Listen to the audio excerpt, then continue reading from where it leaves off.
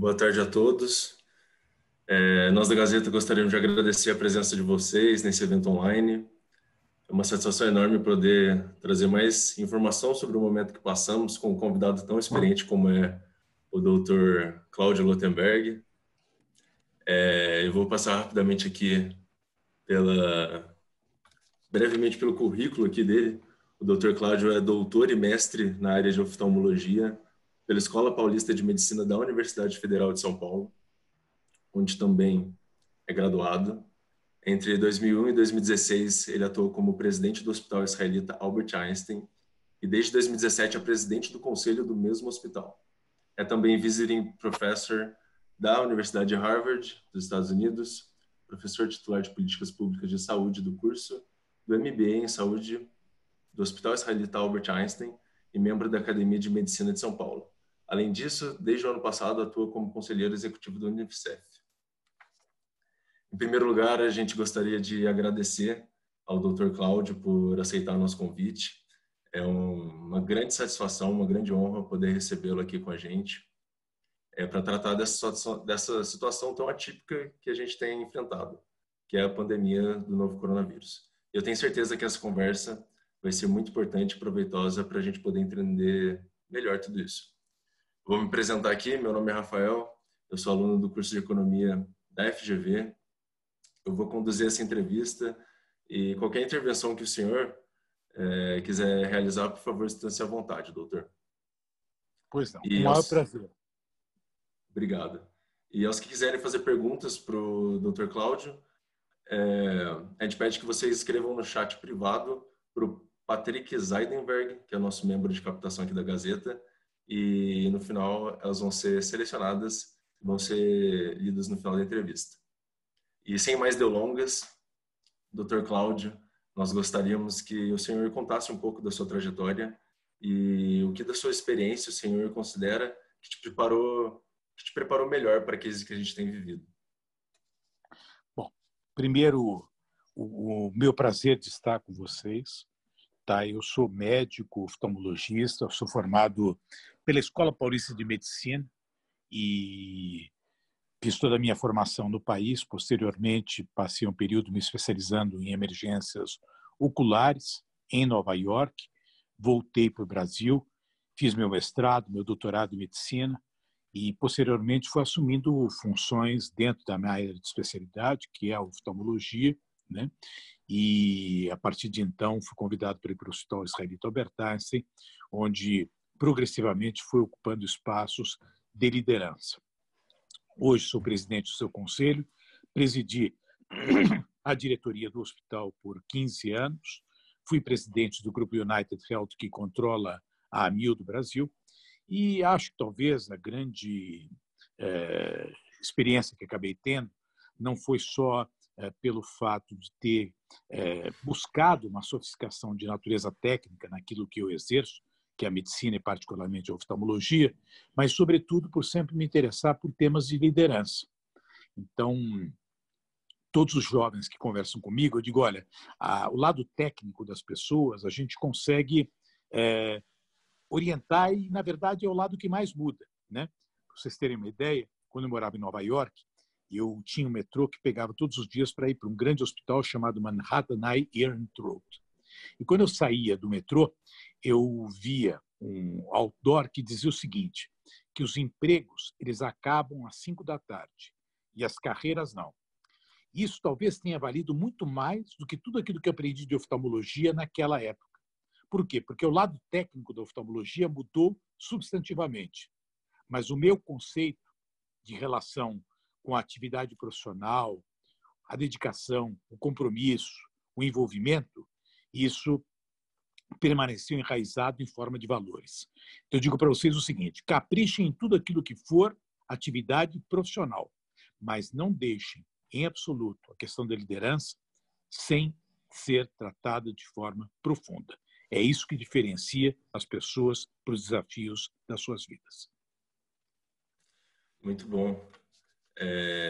E passando aqui para as perguntas mais voltadas para a questão do sistema de saúde durante essa pandemia, eu gostaria de te perguntar quais que são as diferenças mais marcantes entre os hospitais públicos, privados e filantrópicos. Quais que são os desafios, quais as diferenças entre os desafios de cada hospital?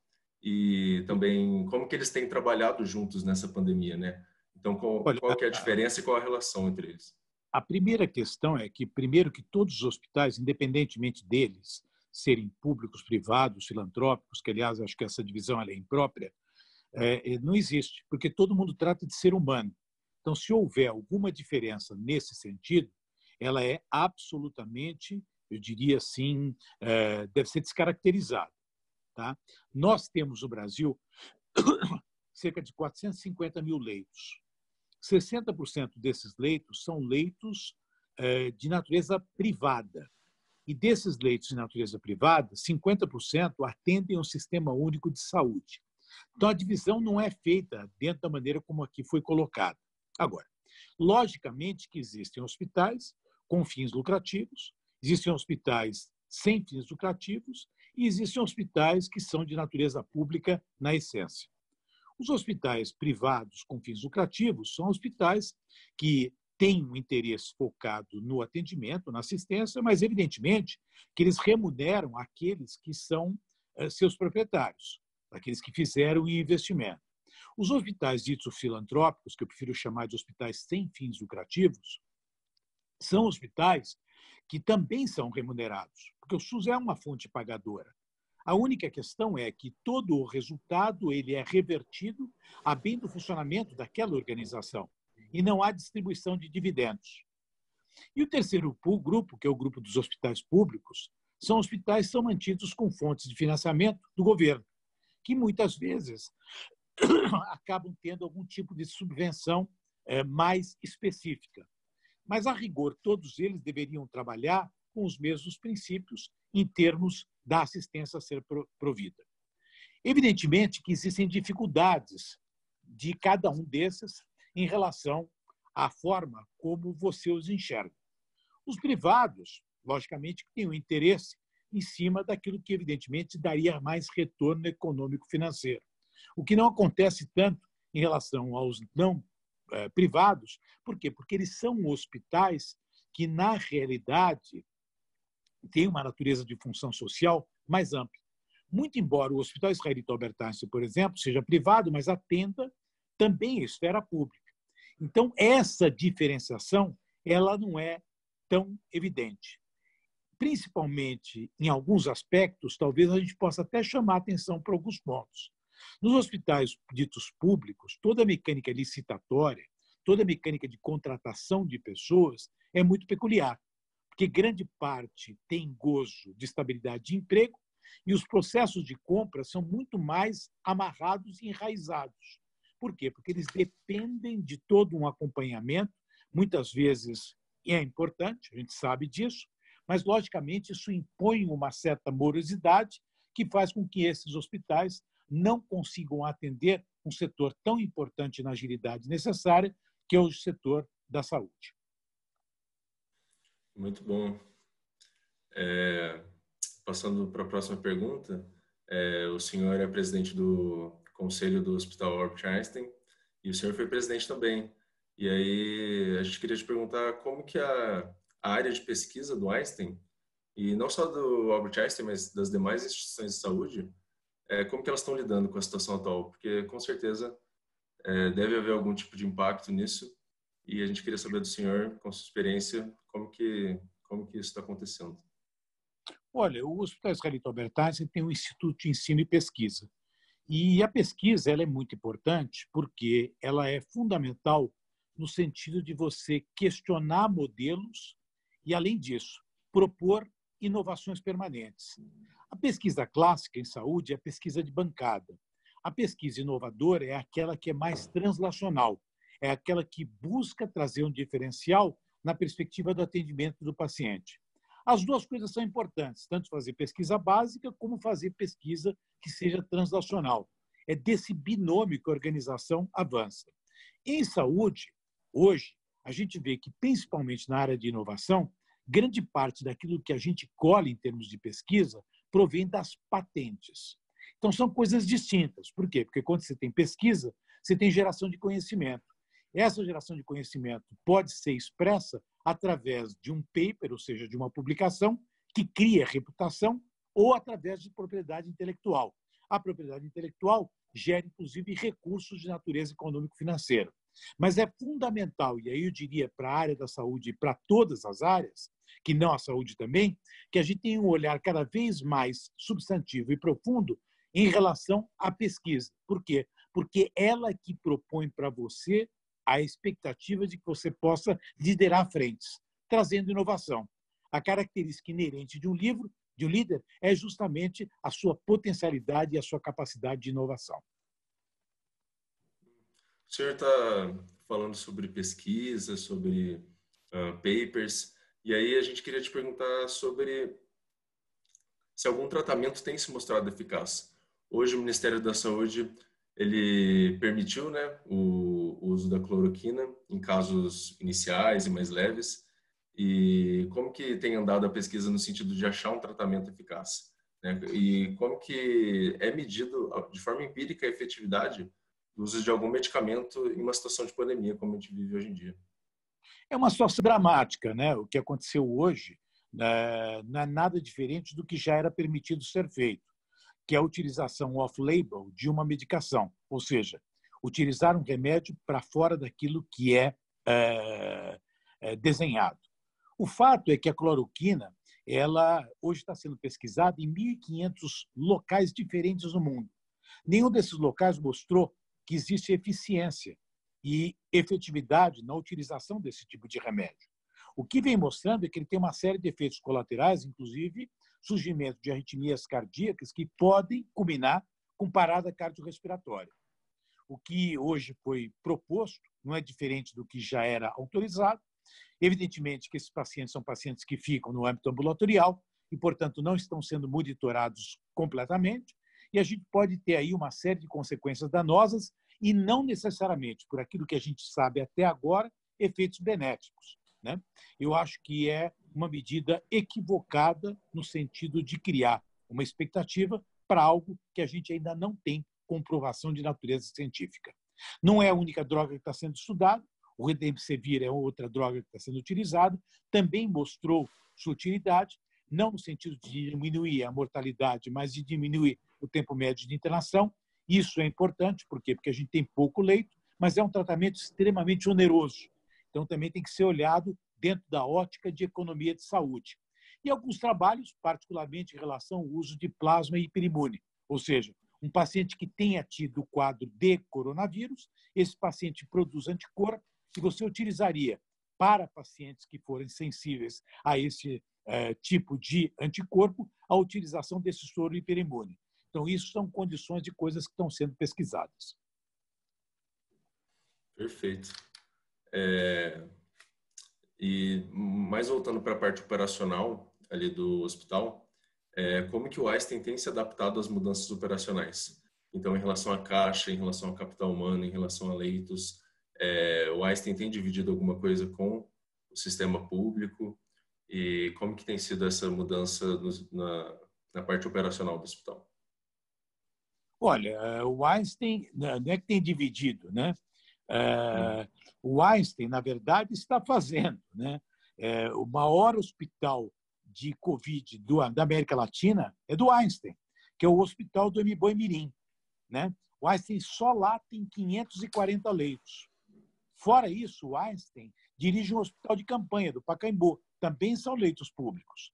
Fora isso, o Hospital Vila Santa Catarina, que é um hospital também público, dirigido pelo Einstein, tem mais 350 leitos. Não existem muitas organizações do Brasil que estão fazendo tanto pelo Covid como o Einstein está fazendo. E está montando agora mais 10 leitos dentro da própria unidade do Morumbi para atendimento de medicina crítica. Então, a colaboração e o trabalho do Einstein ele é total, no sentido de poder ajudar ao enfrentamento da Covid. Não só no âmbito ambulatorial. Hoje o Einstein faz telemedicina atendendo 1 milhão de pessoas pelo Sistema Único de Saúde e dá suporte para cerca de 75 unidades de terapia intensiva pelo país. Então está absolutamente envolvido no sentido de colaborar nessa situação catastrófica que é o quadro da Covid. Seguindo para... O senhor falou da situação catastrófica que é o quadro da Covid. E vou seguir para uma pergunta sobre a questão do isolamento. Apesar da OMS ser bem firme em relação ao isolamento, algumas pessoas têm questionado a importância do isolamento total, trazendo algumas ideias como isolamento parcial ou imunidade de grupo. E, nesse sentido, seria bastante interessante que o senhor nos esclarecesse a importância desse contingenciamento. E, com certeza, qual a sua visão sobre esse assunto? Veja, todos querem a mesma coisa. E o que é isso? Evitar mortes e, ao mesmo tempo, que a atividade econômico-financeira do país não seja prejudicada. Entretanto, essa decisão não é simples. Por quê? Porque, como nós não temos vacina e como nós não temos remédio, as únicas coisas que servem, neste momento, no sentido de evitar a proliferação da doença, é justamente o distanciamento ou o isolamento, numa medida mais extrema, acompanhado com o uso de máscaras e higiene, com a utilização, particularmente, de álcool gel. Então, logicamente, que esse desenho todo é aquilo que é possível de ser feito. Agora, tem regiões onde, eventualmente, pode existir um certo relaxamento. Que regiões que são essas? Regiões onde você tem menos grupos de risco, são regiões onde você tem maior infraestrutura de natureza hospitalar, particularmente medicina crítica, são regiões onde a gente sabe que já ocorreu o acometimento de um número de pessoas, onde ali pode já ter acontecido o efeito de imunização de rebanho. Então, tudo isso merece uma decisão de natureza granular, customizada, individualizada. Quer dizer, não pode ser uma situação generalizada, ou seja, defender isso ou defender aquilo. Aliás, é um erro muito grande. O Brasil não precisa de times, isso não é um jogo de futebol. O time da cloroquina, o time contra a cloroquina, o time do isolamento, o time contra o isolamento. O Brasil é o Brasil que precisa de uma solução técnica. E a solução técnica tem que ser construída com o papel do ente federativo, governo federal, e os governos estaduais e municipais. Uhum. Certo. O senhor veio falando sobre a questão política, né? Que o Brasil se tornou muito dividido nessa questão. Então, a gente tem o time da cloroquina, o time contra a cloroquina, o time pró-isolamento, contra o isolamento. E na última semana, alguns eventos políticos abalaram, no último mês, na realidade. Na última semana, a gente teve a saída do ministro da Saúde, o Nelson Teich, em menos de um mês no cargo. Anteriormente, a gente também teve a saída do então ministro Luiz Henrique Mandetta. E aí, quais são os principais desafios que o senhor considera que sejam os do próximo a ocupar o cargo de ministro? E o que o senhor espera do ministro da Economia nessa situação que a gente tem passado? Olha, acho que a primeira coisa que ele precisa é ter serenidade para poder executar o seu trabalho, com uma capacidade de diálogo harmônica entre ele, o presidente da República e os secretários da Saúde. Tá? Todo o resto é secundário. Por quê? Porque, fundamentalmente, o que está acontecendo é uma dissonância de entendimento entre os ministros e o presidente. Quer dizer, todos têm defendido o isolamento, todos têm defendido o uso criterioso da cloroquina, e o presidente tem tido uma atitude, um discurso, a meu ver, equivocado, como se esse tipo de decisão passasse por alguém que legitimamente foi eleito. Não há problema nenhum. Mas ele não é o dono do Brasil, ele não é o dono das decisões. Eu acho que nós estamos caminhando numa marcha contrária àquilo que a boa ciência impõe e exige das pessoas responsáveis. Certo. Eu acho que a gente já pode passar por algumas perguntas dos que nos acompanham.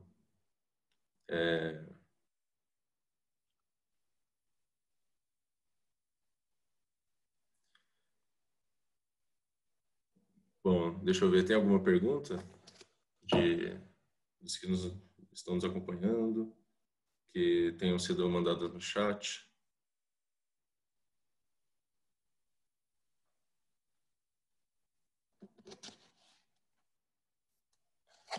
Aqui, temos uma pergunta do Luiz Felipe Rasmus, mestrando Direito da USP. Aí ele pergunta assim: em tempos de discussões, muitas vezes partidárias, sobre o uso da hidroxicloroquina, qual a responsabilidade do médico em face da prescrição de medicamentos off-label, em face da ética médica? O Conselho Federal de Medicina ou os conselhos regionais têm alguma restrição nesse sentido? Ou seja, o médico está sujeito a sanções disciplinares? Veja, o uso off-label de qualquer medicação é previsto na medicina desde sempre. Logicamente que isso é feito mediante o entendimento pleno do seu médico, que esclarece de forma adequada para o paciente, que, uma vez esclarecido, deve assinar um consentimento informado. Agora, isso daqui é uma coisa que sempre existiu. Ninguém está falando para que seja feito de forma diferente dessa. A grande questão é que estamos banalizando essa medida, imaginando que isso amanhã não voltará com medidas de natureza jurídica. Ora, se alguém prescreveu alguma coisa para mim e não me esclareceu dos riscos, e o desenho daquela droga que me foi oferecida não era para aquilo que era o meu caso, a minha família ou eu teremos o pleno direito de judicializar e provavelmente de ganhar na justiça por conta de uma atitude que foi imprópria. Tá? E, nesse caso, eu acho que, inclusive, com um grau de responsabilização até do presidente da República. Por quê? Porque ele está propagando isso. Então, eu sou médico, já prescrevi medicamentos para finalidades que não eram as finalidades iniciais daquele remédio, mas esclareci, expliquei os erros, os riscos. O paciente consentiu, mas eu estava consciente do tamanho do risco. Agora, se eu não tivesse explicado e, por acaso, alguma coisa viesse a acontecer, eu teria que responder por isso. Certo. A gente tem outra pergunta aqui, do Pedro. Professor, diante da chegada do vírus aos complexos periféricos do eixo Rio-São Paulo e em eventuais localidades do Norte e Centro-Oeste com indígenas e sociedades ribeirinhas, qual seria a melhor política pública a se buscar, sabendo que o isolamento é muitas vezes inadimplido pela falta de estrutura nesses locais? Infelizmente, quer dizer, é uma situação que ela é catastrófica, né? Nós perdemos aí 2, 3 meses, né? E é muito triste ver isso, né? Eu digo para vocês que são jovens, né? Que talvez vocês estejam fazendo uma análise do quadro no cenário político muito mais crítico do que qualquer um de nós, tá? Que somos mais velhos, né? Nós estamos pagando um preço da escolha de pessoas que talvez não tenham uma visão técnica ou uma visão conjunta e coletiva de como a gente pode trabalhar com coisas que exigem um perfil totalmente diferente disso, né? O que a gente pode fazer em localidades onde não tem a mínima assistência, né? Sim, coisas simples, quer dizer, hoje que o uso de máscaras já devia estar sido disseminado no Brasil como um todo, como sendo obrigatório. Eu acho que a questão de higiene, álcool gel, já deveria estar sendo disseminado. Em determinadas regiões, onde não tem infraestrutura nenhuma, vão ter que montar hospital de campanha, né? E mesmo assim, com grande risco de ver muita gente morrendo, né? Eu lamento muito, eu acho que a gente está com muito discurso, muito política em saúde e muito pouca política de saúde. Perfeito. A Laura Kirstan, não vou saber falar o sobrenome dela, mas ela pergunta assim, se é possível falar de imunização de rebanho, tendo em vista que várias pessoas que tiveram o vírus voltaram a apresentá-lo novamente. É uma história complexa, porque o que a gente está sentindo é que esse vírus tem um comportamento muito anômalo. Ele, na verdade, gera muito pouco anticorpo, praticamente não gera anticorpo do tipo IgM, e quando surge o IgG, praticamente o IgM surge junto, né? A imunidade em rebanho é aquela que acontece de forma natural, as pessoas terem que ser muito expostas para isso, mas o problema é que, como a capacidade exponencial de transmissão é muito grande, se a gente tentar alguma medida nesse sentido, a gente superlota as unidades de terapia intensiva, né? Então, em determinadas regiões, isso já pode, inclusive, ter acontecido, mas no contexto geral, é uma conduta até temerária. Quando eu era jovem, tinha a festa da catapora. A gente queria que as pessoas pegassem catapora. Por quê? Porque não era uma doença tão grave. E aqui, esse bicho, esse vírus é um vírus grave. Quando ele pega, ele dá coagulopatia. Ele pode pegar pulmão, ele pode pegar o rim, ele pode pegar o cérebro. Então, é uma coisa muito complicada, muito séria. A gente tem que olhar com muito cuidado essa questão da imunidade em rebanho. A nossa presidente aqui da Gazeta, Carol, mandou assim, qual que é a maior diferença na administração de um hospital ou uma empresa? Olha, um hospital é uma empresa, né?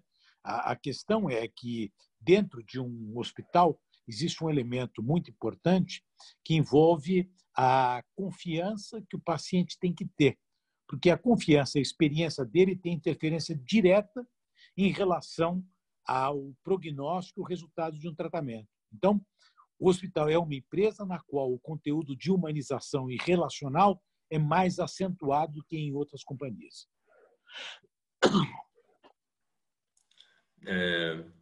O Danilo Fernandes também manda, na sua opinião, o Brasil está lidando apropriadamente com essa situação de pandemia? O que poderia ser diferente a fim de minimizar a taxa de mortalidade? Eu acho que o Brasil não está lidando bem, porque os nossos entes governamentais não estão dialogando de forma adequada. Com isso, não surge um planejamento estratégico focado dentro das necessidades regionais. Quando a gente tem uma situação como essa, a gente tem uma questão relativa à assistência que é muito mais dependente das cidades e dos estados. E uma questão de natureza econômica que depende fundamentalmente do orçamento federal, porque ele tem maior flexibilização. Se não há um entendimento e uma boa paz e um bom relacionamento entre esses entes, a gente, infelizmente, não soma, a gente fica dividindo.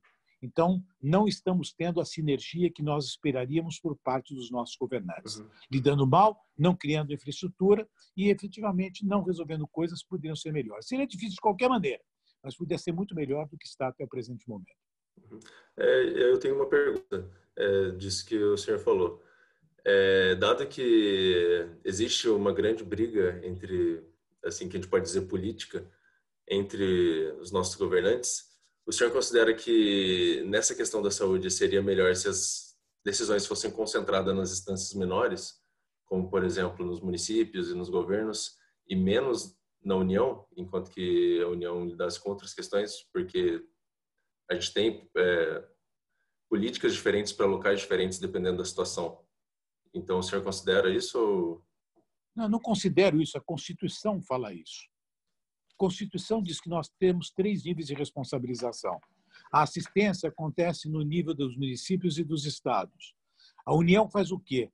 Dá suporte para os movimentos de alta complexidade, alinha o discurso e ajusta o orçamento. Isso já é previsto, é só botar para funcionar. Acontece que o discurso federativo não é um discurso que está dando suporte para os estados. O Paraná, por exemplo, está com uma taxa de ocupação de 32% da sua capacidade instalada. Pernambuco, 99%. Manaus, 100%. São Paulo, 69%, 70%. Talvez um pouquinho mais hoje. Rio de Janeiro, um pouco mais. Então, as soluções acontecem na ponta. Porém, a flexibilização orçamentária acontece em cima. E a Constituição já fala isso, é só fazer cumprir. Agora, quando alguém que está lá em cima começa a prescrever cloroquina, né?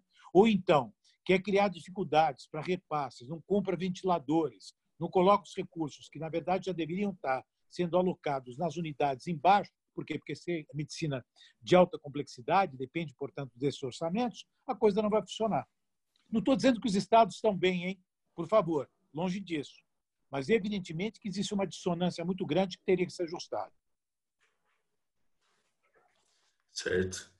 Mais uma pergunta aqui. De que maneira outros países podem ajudar o Brasil a enfrentar essa crise? Olha, eu não digo para você que outros países possam ajudar. Se os países se fizessem aquilo que eles se comprometeram, ou seja, vender os insumos e entregar, porque muita coisa hoje em dia virou uma guerra mundial. Quer dizer, a Grã-Bretanha não se entende com a Inglaterra porque discutem modelos de isolamento. A China está se contrapondo à Nova Zelândia porque a Nova Zelândia está se queixando da falta de transparência da China. Alguns acham que o vírus é chinês. Quer dizer, existe uma falta de alinhamento entre todas as lideranças mundiais também. Foi mandado aqui como o Einstein e os demais hospitais estão lidando com atendimento a outros casos graves não relacionados ao Covid-19. Houve uma diminuição. Os pacientes estão procurando muito menos o Einstein em função desse tipo de atendimento, né? E a gente imagina que a coisa eventualmente pode até melhorar, tá? No sentido que as pessoas recobrem a confiança para serem atendidas no âmbito hospitalar. está caindo muito o movimento dos pacientes seletivos, né? O que nós fizemos foi criar uma separação de fluxos para poder criar um mínimo de condição para as pessoas terem coragem de voltar a frequentar os hospitais. Uhum. Tem uma pergunta interessante aqui, que é: se o senhor fosse ministro, o que o senhor faria? Olha, a primeira coisa que eu faria é alinhar o discurso, como falei anteriormente, né? Eu diria ao presidente que as decisões de natureza técnica têm que ser de natureza técnica. Essa é a primeira coisa.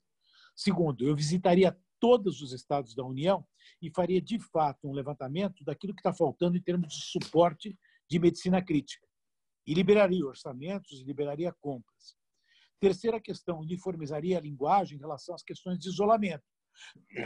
A solução de isolamento ela não é geral, tem uma resposta para cada lugar do país. Ajudaria cada um dos estados a construir o seu isolamento e o seu distanciamento e, quando possível, logicamente, liberar essas pessoas. Trataria de aproximar as pessoas, está todo mundo muito distante. Uhum. Mais uma pergunta: como estão os bancos de sangue e as doações de órgãos em consequência do foco no Covid? Olha, eles estão tentando trabalhar, logicamente que tudo está prejudicado. Tudo que não é urgente, ligado ao Covid, está prejudicado. Uhum. E acho que aqui a última pergunta, acho que a gente já pode passar para a última pergunta, que, enfim, a FGV ela tem um curso de administração pública e foi mandado o seguinte: em que um estudante de administração pública com interesse em saúde pública deveria focar para ter sucesso nessa área? Eu acho que, em primeiro lugar, o real entendimento de que saúde é um direito social, mas que, ao mesmo tempo, tem uma perspectiva de sustentabilidade muito séria. E por que isso? Porque nós estamos envelhecendo. Envelhecer significa ter que pagar por esse envelhecimento. Então, essa consciência de alocação de recursos mais adequada diante da linha de sobrevivência é um desafio muito grande. Então, eu acho que noções sólidas de direitos sociais versus economia e sustentabilidade são fundamentais para a gente enxergar em relação ao futuro. Além disso, quer dizer, não há vergonha, não há crime de a gente cobrar por serviços de saúde. O que a gente tem que fazer é aquilo que o cidadão quer. Ele quer ser atendido. E, aliás, eu acho que ele tem que ser mais criativo. Porque o cidadão, tanto faz se é público ou se é privado. O que ele quer é ter assistência. Então, eu acho que um conhecimento, vamos dizer, filosófico a respeito dessas questões, um conhecimento sólido a respeito de mecânicas de gestão, um entendimento pleno, vejo, o que é assistência. É muito importante ter uma noção básica do que é assistência à saúde. O melhor gestor na área de saúde é aquele que tem formação médica. Não estou dizendo que não tenham bons gestores que não sejam aqueles que não têm formação médica. Médica, eu digo médica ou paramédica, né? Então, a gente tem que mesclar esse tipo de conhecimento. Eu acho que, com isso, a gente poderia ter uma saúde muito melhor no nosso país. Eu tinha dito que era a última pergunta, mas surgiu uma aqui também interessante. Vamos lá, que é a última que meus filhos estão esperando aqui. Vamos lá, gente. Com certeza. Você tem algum conhecimento sobre a situação dos presídios em face da pandemia? Está numa situação complexa, tá? Porque, logicamente, que lá tem uma transmissibilidade, tudo gera em torno de um índice chamado R0. Quando esse R0 é elevado, a gente acaba transmitindo. Então, a situação dos presídios está complexa, tá? É uma situação difícil, né? E talvez, lamentavelmente, em algumas regiões deve ter gente morrendo que a gente nem está sabendo que está morrendo. Ou está sabendo que está morrendo e estão dando importância para isso. Uhum. Queria agradecer a Imagina, presença Rafael. de todos, agradecer a sua presença, doutor. Foi Muito muito legal obrigado. poder ter esse bate-papo com o senhor. Eu vou liberar você para ir junto aí com suas crianças e gostaria de deixar alguma declaração final, algum take-home message? Não, que é um prazer falar com vocês. Acreditem no Brasil. O Brasil precisa de jovens. Eu vi aí pessoas carinhosas, o sorriso agora da Carol, que não dá nem para não se deixar contagiar por coisas tão boas, né? Vi aí o Zajdenberg, fiquei até curioso para saber filho de quem ele é, porque conheci muita gente, vi fotos, eu fico muito feliz de poder falar com os jovens, tá? Acreditem no Brasil, trabalhem pelo Brasil, escolhem bem os governantes de vocês, cuidado para não se deixar levar por modismos, por pessoas que eventualmente queiram contaminar vocês com informações impróprias. Mantenham a ética, mantenham a boa formação, não agridam. É inacreditável, eu tenho falado sobre cloroquina, dou informações, veja, eu tenho mestrado, doutorado em medicina, tenho formação científica, né? A gente não está falando coisas a esmo, sem conhecimento. É inacreditável que as pessoas vêm agredindo através das mídias sociais. Não façam isso. Vamos trabalhar com firmeza, vamos trabalhar com alegria, vamos trabalhar com crença, com fé. O Brasil precisa de gente jovem, gente preparada como vocês. Um abraço carinhoso, obrigado pelo convite. Um abraço, doutor. É isso aí, pessoal. Muito obrigado pela presença de todos. A gente vai indo e essa entrevista foi gravada, então em breve vai estar disponível aí nas nossas redes sociais. Muito obrigado.